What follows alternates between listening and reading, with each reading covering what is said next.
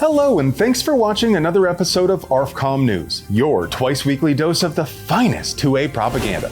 This photo of an ATF agent with an MP40 pointed directly at his pelvic girdle has been making its rounds over the last few days, and the safety sallies are absolutely losing it. Now, I'm not trying to simp for the feds, but I think y'all might be overreacting. How many times have you walked downrange to check targets while firearms sit on a bench pointed in your direction? Have you ever been to a gun show? Firearms don't go off on their own. Yes, it is correct. You should never point a firearm at something you do not intend to destroy. But an unloaded gun sitting on a table is safe so long as no one monkeys with it. How do I know that the gun is unloaded?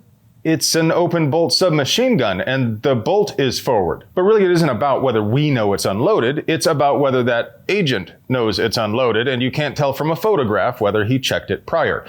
Maybe I'm wrong here, but from where I'm standing, it looks like this guy will probably live on to oppress many, many more innocent Americans. Man, he's got to do something for a living these days. Dying ain't much of a living, boy. But it'd be impossible for us to produce quality 2A propaganda without sponsors. So let's pay some bills. Today's video is sponsored by TNVC.com, your source for good old-fashioned all-American night vision, just like Mom used to make. See at nighttime. Nighttime seeing is important. Don't you want to see things? Seeing things is better. What's wrong with you? You don't want to see things. TNVC. And by Springfield Armory. Check out our review of their new Echelon pistol with universal optic mounting solution when you're done here. Speaking of propaganda, take a look at this intentionally misleading headline from the New York Post. After reading something like that, a person might be forgiven for thinking, golly, we really need to tighten up gun laws in this country, if that person were unfamiliar with the estimated 10,000 gun laws currently on the books in the US. Except it didn't happen in the US, and it wasn't legal, and it happened in the Netherlands, if you believe the mother story, and happened 8 years ago, and it was very illegal. The boy worked with friends on gaming servers and dark web sources to order the gun and ship it from Poland to Bulgaria to avoid customs. Could he have done it here in the US? Sure. He could have ordered drugs or human beings or nuclear bombs on the dark web too. And yeah, ding ding ding, that would also have been illegal here. Hey guys, serious question. Do you believe the FBI is spying on you? Wait, what? You do? Hold up a second, champ. What, just because they got caught abusing their authority time after time in the 50s and 60s and 70s and 80s and 90s and aughts? And just because nobody was ever held accountable in any meaningful way, you think they're still corrupt?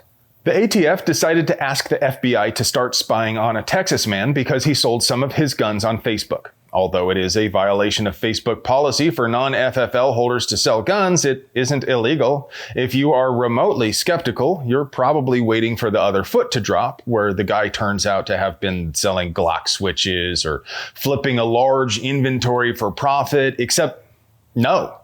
He bought guns, tinkered with them, then sold them later to friends, often at a loss. And if you still weren't sure, well, the ATF didn't charge him with any crimes, but the ATF did refer him to a secret FBI surveillance program which monitors whether any of its suspects bought a gun. That is, they manually check NICS every day to see if a background check was run for that person.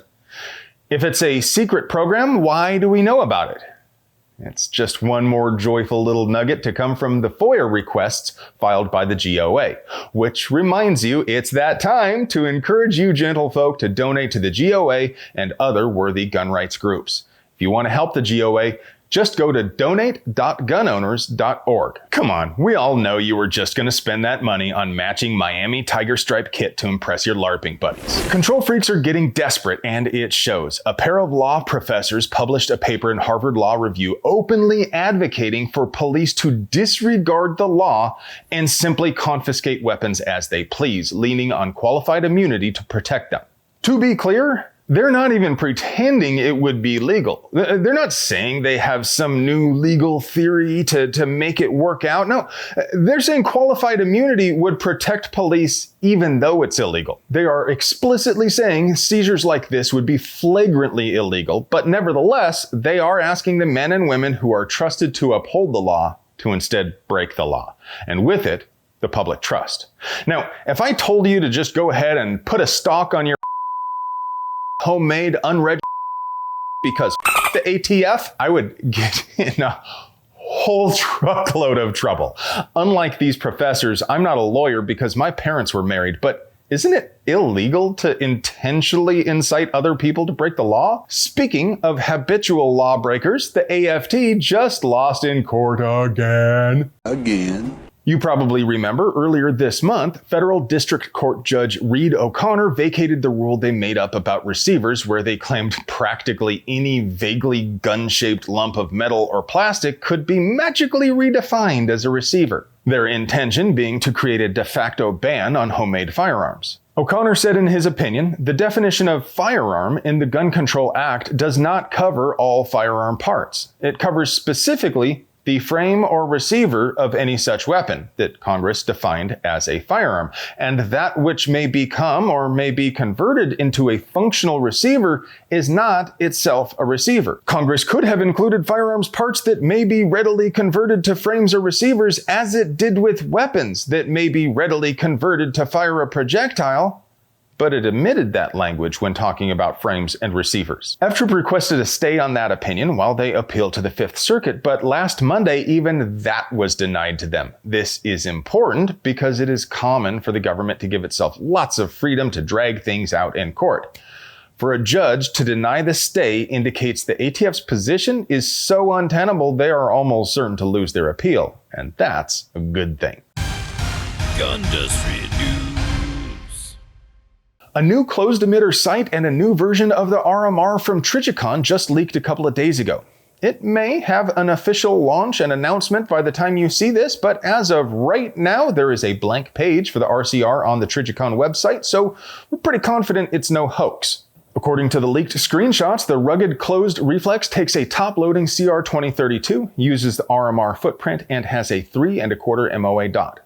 Adjustments are 1 MOA. Battery life is 6 years on the medium brightness setting. The RMR HD now features a top-loading CR2032 as well. It also has a ridge built into the top of the housing, which is supposed to aid with alignment. It also has a forward-facing light sensor, which is supposed to help avoid reticle washout with a weapon-mounted light, or those situations where the reticle is too bright for positive target ID when looking into dimmer areas.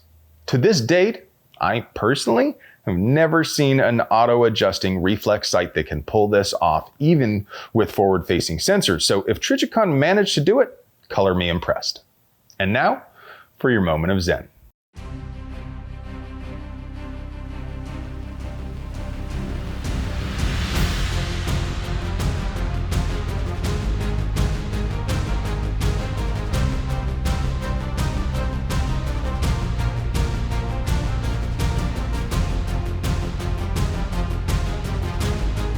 Hey friends, do you like pews and other pew-related things? Would you like to help us keep delivering you pew? Run to the American Pew propaganda, low price and free. We literally couldn't pay the bills without our sponsors, so do yourself a solid and get yourself something nice from them. You deserve it. I love you. You'll remember earlier this month, nope.